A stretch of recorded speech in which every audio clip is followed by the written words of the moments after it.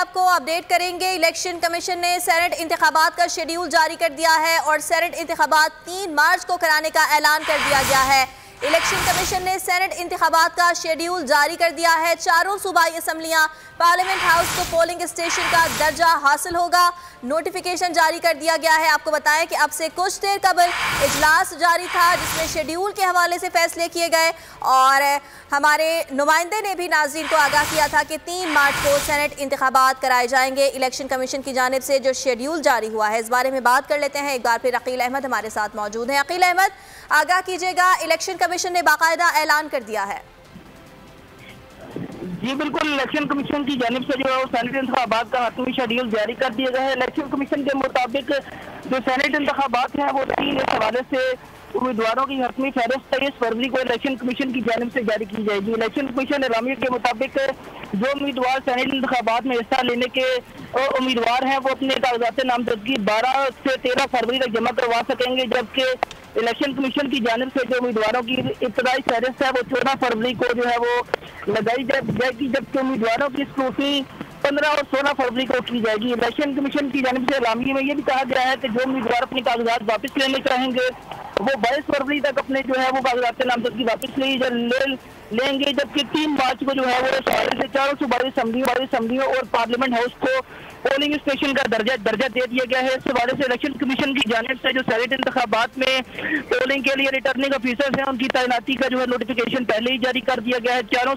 चारों सूबाई असम्बलियों और पार्लियामेंट हाउस में जो है इलेक्शन कमीशन की जानिब से रिटर्निंग ऑफिसर तैनात किए जाएंगे, जो है पोलिंग के अमल का जायजा लेंगे और इस हवाले से जो है वो 3 मार्च की तारीख अब इलेक्शन कमीशन की जानिब से जारी की है। कुछ देर कबल जो है वो चीफ इलेक्शन कमिश्नर की जानिब से इजलास में जो है वो सेनेट इंतखाबात की हतमी जो है मंजूरी दी गई और चीफ इलेक्शन कमिश्नर है जो है वो इलेक्शन कमीशन की जो है तैयारियों पर एतमाद का इजहार करते हुए इस उम्मीद का इजहार किया कि जो सेनेट इंतखाबात है वो पुरअमन होंगे और इसमें जो है वो तमाम जमातें जो है वो इस पर जो है वो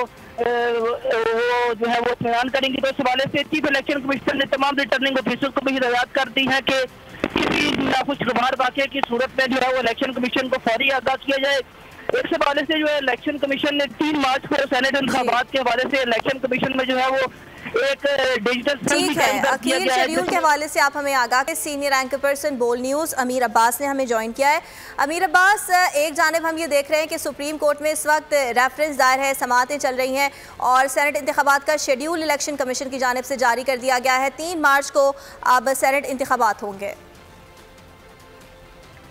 जी, आज 11 फरवरी को इलेक्शन कमीशन ने ये अपना शेड्यूल जारी करना था और मार्च के पहले ये दूसरे हफ्ते की टेंटेटिव डेट थी। आपको याद होगा गवर्नमेंट तो चाहती थी कि फरवरी के पहले ये दूसरे हफ्ते में करवा लिए जाए और शुरू में ये कंट्रोवर्सी थी कि क्या इलेक्शन जो है वो मार्च से पहले यानी वक्त से पहले 1 माह पहले करवाया जा सकता है या नहीं, लेकिन वो कंट्रोवर्सी जल्दी खत्म हो गई। पर एक और कंट्रोवर्सी पैदा हो गई कि शो ऑफ हैंड से हो सकता है या ये सीक्रेट बैलेटिंग से होगा। तो अभी ये इस वक्त दिलचस्प मामला है कि एक तरफ ऑर्डिनेंस जारी हो चुका हुआ है, लेकिन वो ऑर्डिनेंस जो है वो कंडीशनल है। वो ऑर्डिनेंस गवर्नमेंट ने सुप्रीम कोर्ट की इंटरप्रिटेशन के साथ कंडीशन किया है कि सुप्रीम कोर्ट जो इंटरप्रेट करेगी जो रेफरेंस सदारती रेफरेंस पहले दायर हुआ है आर्टिकल 226 की इंटरप्रिटेशन से मुतालिक, तो उसके बाद जाके फिर रेफरेंस जो है जो ऑर्डिनेंस है सदारती वो अमल दरामद उसका जो है वो होगा। अभी तक जो सिचुएशन हमें लग रही है पॉलिटिकली और पब्लिकली, तो वो तो गवर्नमेंट की फेवर में जाती नजर आ रही है, क्योंकि गवर्नमेंट का जो स्टांस है मॉरली और एथिकली उस स्टांस में हमें ज्यादा अपील नजर आ रही है एज कंपेयर टू जो ऑपोजिशन का स्टांस है। गवर्नमेंट के पास इस वक्त इतनी स्ट्रेंथ है पंजाब असेंबली में, नेशनल असेंबली में, KPK असेंबली में कि वो अपनी सेनेट की मेजॉरिटी इन असेंबलियों से ले सकती है और ऑपोजिशन में सबसे ज्यादा नुकसान जो है वो PMLN का होगा। लेकिन PMLN चाहती है कि हम सीक्रेट बैलेटिंग को मेंटेन रखें। क्यों? क्योंकि सीक्रेट बैलेटिंग के जरिए से वो वोट खरीद सकते हैं। इसी तरह पीपल्स पार्टी भी वोट खरीद सकती है और पीपल्स पार्टी के ऊपर तो इल्जाम है वोट खरीदने का। 2018 के इलेक्शन में जब इन्होंने खैबर पख्तूनख्वा में इनके पास 6 सीटें थी, इनको 20 सीटें चाहिए थी, यानी 20 वोट चाहिए थे, इनके पास 6 वोट थे और इन्होंने 2 सेनेटर वहां से मुंतखब करवा लिए थे। तो इन पर भी इल्जाम लगा था कि इन्होंने वहां पे MPS को मैनेज ठीक किया। और ये वही अमीर स्कैंडल अब्बास है साथ ही मौजूद रहिए। उसामा गाजी ने भी हमें ज्वाइन किया है। उसामा, एक जानिब हम ये देख रहे हैं कि सेनेट इंतखाबात का ऐलान हो चुका है, 3 मार्च को अब ये इंतखाबात होने जा रहे हैं और वीडियो स्कैंडल भी सामने आया, सुप्रीम कोर्ट में रेफरेंस दायर किया गया, वो भी जारी है। क्या समझते हैं आप, सेनेट इंतखाबात इस मरतबा कितने मुख्तलिफ नज़र आ रहे हैं आपको? देखिए, अगर तो सुप्रीम कोर्ट का फैसला जो रेफरेंस भेजा गया है इसके जो हुकूमत एक्सपेक्ट करी इसके खिलाफ आता है, या ऑर्डिनेंस जो है वो कलअदम एक तरह से हो जाता है, तो फिर तो मुझे लगता है कोई बिल्कुल भी कोई फर्क नहीं पड़ेगा। इमरान खान साहब खुद कह चुके हैं कि 50 से 70 करोड़ तक रेट पहुंच चुका है वोट का। तो आप इसी से अंदाजा लगा लीजिए कि वो तो गोलियां तो लग रही हैं, जब लग रही हैं ऑलरेडी इस पर काम हो रहा है, उसको आप कैसे रोक सकेंगे? सिर्फ ये होगा कि, और बिलावल भुट्टो सरकारी साहब कह चुके हैं, आप ओपन बैलेटिंग करा लें तब भी लोग आपके लिए हमारे लिए वोट कर देंगे। तो मे भी पिछली दफा की तरह इस दफा भी कमिटमेंट्स ले चुकी हो पाकिस्तान पीपल्स पार्टी, क्योंकि जो वीडियो आई है उसमें पीपल्स पार्टी के साहब हैं वो वोट सीन कर रहे हैं। तो अब हो सकता है कि अब भी नून लीग और पीपल्स पार्टी ने लोगों से कमिटमेंट्स ले ली हो, बैग जो है वो पहुंच चुके हों, और इस वजह से अब वो पीछे ना हटे। कौन पैसे वापस करेगा जिसने ले लिए हैं? ये बात दुरुस्त है अमीर अब्बास की कि हुकूमत के पास भी ज़ाहिर है बहुत कुछ होता है और उसके साथ लोगों ने कमिटमेंट्स की होंगी। अगर वो सेनेट बन जाएंगे या MPAs वगैरह जिसमें भी वोट करता है तो उनको भी ज़ाहिर है अपनी तरफ से भी कोई मराहत मिल सकती है, हुकूमत से चल सकते हैं, लेकिन हुकूमत के लिए मसला जरूर बन जाएगा। इस वक्त इमरान खान साहब का ये बयान बड़ा अहम है कि जो उन्होंने कहा है कि ये रोएंगे अगर ओपन बैल्टिंग ना हुई, यानी सबके सामने छुपा कर बैल्टिंग अगर होती है तो इसमें नुकसान होता है अपोजिशन का, क्योंकि इमरान खान साहब ने कहा ये रोएंगे और ये कहेंगे तहरीक इंसाफ की सीट्स बढ़ गई। तो इसका मतलब है कि उन्होंने भी कुछ ना कुछ होमवर्क किया हुआ है, उनको भी पता है। लेकिन अब ये बड़ा दिलचस्प सूरत हाल बन गई है। 20 दिन है, अब दौड़े लगी हुई हैं और रेट लग रहे हैं, हर तरफ से भाग दौड़ हो रही है। तो देखते हैं, टीम को पता लग जाएगा।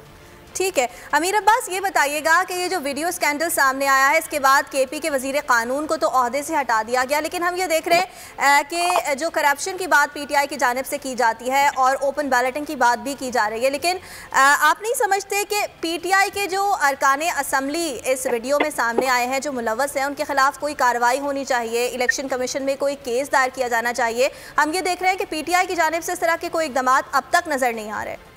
नहीं, बिल्कुल हुए थे इकदाम। आप अगर याद करें ना, जब ये स्कैंडल आया था 2018 में, तो इमरान खान साहब ने अपने उन 20 लोगों को MPS को पार्टी से निकाल दिया था और इलेक्शन कमीशन से भी कहा था कि इनके खिलाफ एक्शन लिया जाए। लेकिन चूंकि हमारे यहाँ आप जानते हैं कि इदारे जो हैं उनकी परफॉर्मेंस या उनकी जो एफिशिएंसी है वो इतनी पैथेटिक होती है कि हमें बाज़ एक्शन होते हुए नजर नहीं आते हैं, और ना ही हमें उन एक्शन के अंदर वो मेरिट नजर आता है कि जिसको हम पब्लिकली कहें कि हमें विजिबली कोई चीज नजर आ रही है। तो अब अगर इसमें मजीद कोई गुंजाइश है तो वो एक्शन अभी भी होना चाहिए। बल्कि कल तो खुद प्राइम मिनिस्टर ने कहा कि हमने जिन लोगों को निकाला था उनमें से 2 लोगों ने मेरे खिलाफ ही केस कर दिया था कोर्ट में कि मैंने उनको क्यों निकाला है, और कुछ ने कहा था कि हम इमरान खान के खिलाफ इल्जाम, क्योंकि इमरान खान ने हम पर पैसे लेने का इल्जाम लगाया, लिहाजा हम इमरान खान के खिलाफ केस करते हैं। तो अभी तक उस किस्म का एक्शन जो आप जिस तरह फरमा रही है वो तो शायद नहीं हुआ, लेकिन PTI ने जरूर एक्शन इनिशिएट किया था। अब इलेक्शन कमीशन है, कोर्ट्स हैं, बाकी इदारे, उनको चाहिए कि जिसका जहां पे रूल था उन काली भेड़ों को जिन्होंने जमीन बेचे, पैसे लिए, उनको उनके अंजाम तक पहुंचाने के लिए हमेशा के लिए। लेकिन ये लोग फिर 2-4 साल के बाद फिर जो है वो नहाए धुले फिरा के और सियासत मैन हो जाते हैं नए उहदे लेने के लिए। वो इस वक्त इस पार्टी में भी है, तहरीक इंसाफ में भी बहुत से लोग हैं और बाकी पार्टियों में भी। ठीक है, अमीर अब्बास और उसामा गाजी मौजूद थे। इलेक्शन कमीशन की जानिब से सेनेट इंतखाबात की तारीख का ऐलान कर दिया गया है, इस बारे में हमसे बात कर रहे थे।